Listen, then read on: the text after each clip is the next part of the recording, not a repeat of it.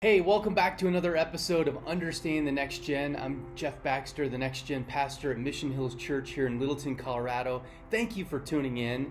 I'm so glad you have. Listen, parents, parenting preteens and teens and young adults is difficult today. There's no doubt about it. You might even think it's more difficult than it's ever been in the history of the world. And you might be right, I'm not sure.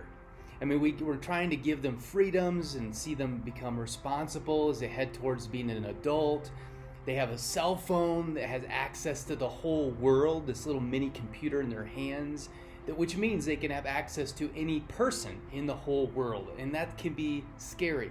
Social media has totally transformed the way that they think and act. It's like this wild animal that's trying to be tamed, which is hard to do.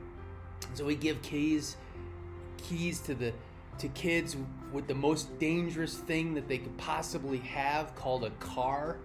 I mean, what are we thinking as parents to give them keys to something when they're 15 and a half, 16 years old, and then we send them out the door terrified that something's going to happen? Man, it is hard to parent today.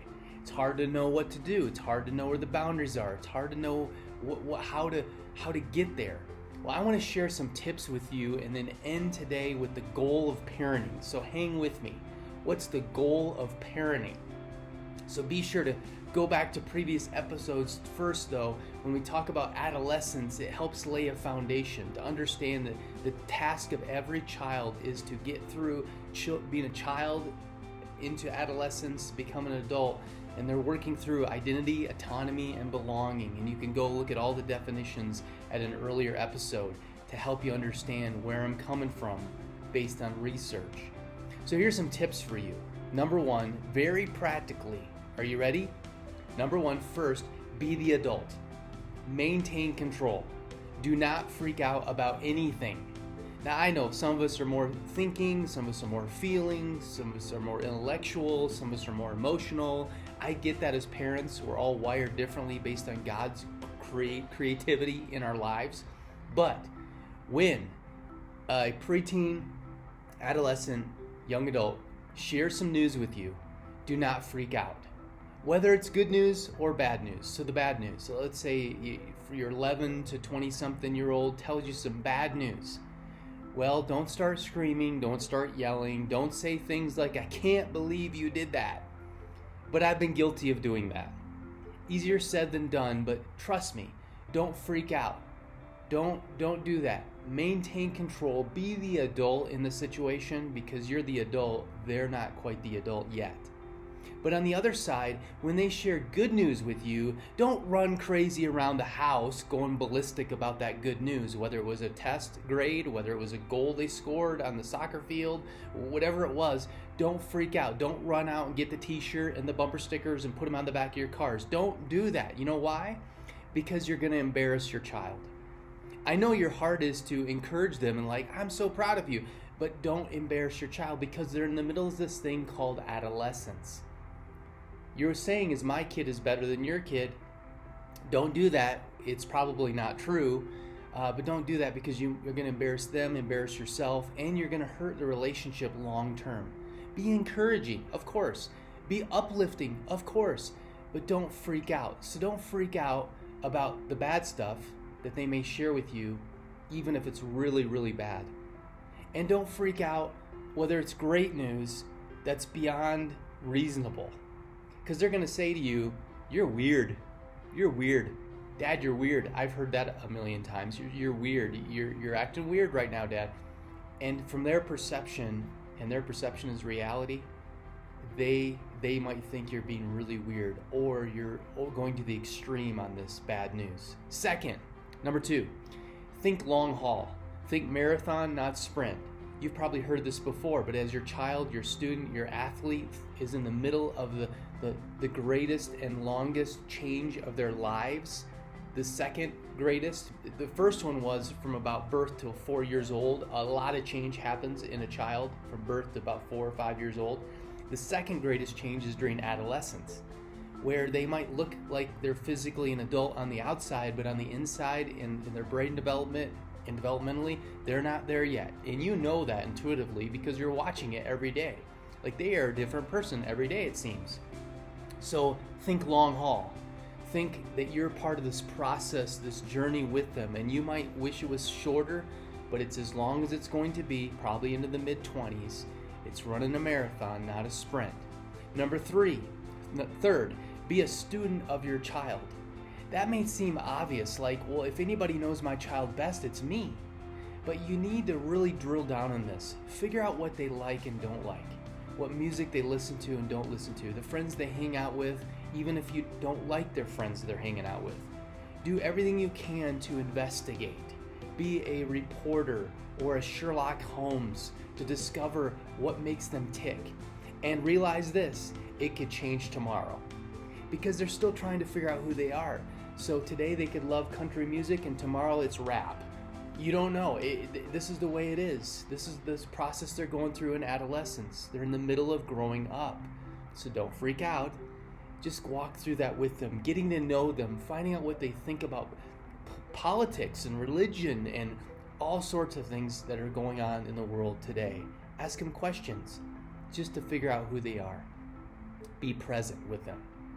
Fourth, say I'm sorry a lot, offering forgiveness and grace. Oh my goodness, I do this a lot in my home because I say the wrong thing at the wrong time or I raise my voice. We don't argue in our house. We just have some intense fellowship once in a while. Yep, that's right. So I'm applying this every single day to say I'm wrong. And I know as a parent, as a coach, as a teacher, you want that child to say to you they were wrong and they blew it. And they should. But you need to model it to them. Like when you say the wrong thing or do the wrong thing, you need to say, I'm sorry. Please forgive me. I'm going to keep working on that. And extend grace, because that grace will bring them home one day. The law does not bring them home, friends. It'll always be God's grace. Fifth, be flexible yet organized. Be flexible yet organized. You probably already know this, but parenting is hard and it feels like you're adjusting on the fly all the time and you're trying to get the latest book to read or listen to the latest parenting podcast and then you feel overwhelmed and feel guilty that you're not doing as good a job as you can as a parent if you're trying to do your best. And don't do that to yourself. Just realize that you need to be flexible, because every day is different when you're talking about a preteen and adolescent and young adult. Every day. From 11 to 20 something years old, it's like building a plane as you're flying it, as they say. And finally, sixth, transition from parent to coach to fan.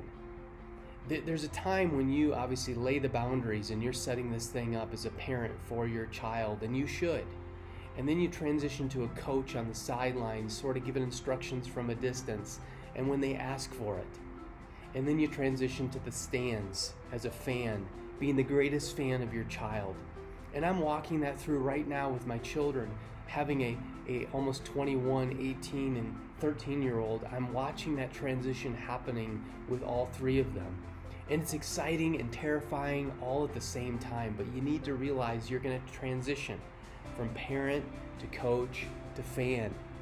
And that's natural and normal, but you want to be there for them when they are an adult, and you want to be a good friend and a fan of them. So how does this all fit together? Let me give you an action step for this, and this was a little bit different today. Action step. I want to give you the goal of parenting. Are you ready? It'll be up on the screen, but also I'll say it to you. Here's the goal. Here's the purpose of parenting. To love in such a way that your child is convinced that he or she is fully capable of making a positive impact in the world for Jesus. Let me say that again. To love in such a way that your child is convinced that he or she is fully capable of making a positive impact in the world for Jesus.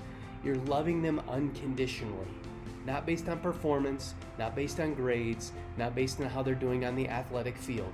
You love them sacrificially like Jesus did for us. And then their perception is a reality, so they need to be convinced that they can make an impact in the world for Jesus. And the only way you're going to know if they're convinced is by asking them. You ask them, do you know how much I love you? And they'll say, yeah, I know how much I love you. But you just say that a lot during these years, so they're convinced. And they can make a difference for Jesus in the world, living on mission for him. That's the goal of parenting. That's what we're all in this thing for. That's the end result of this daily grind that you're in called parenting. Or coaches and teachers come alongside to help this process work too. Well, until next time, thank you for tuning in again to Understanding the Next Gen.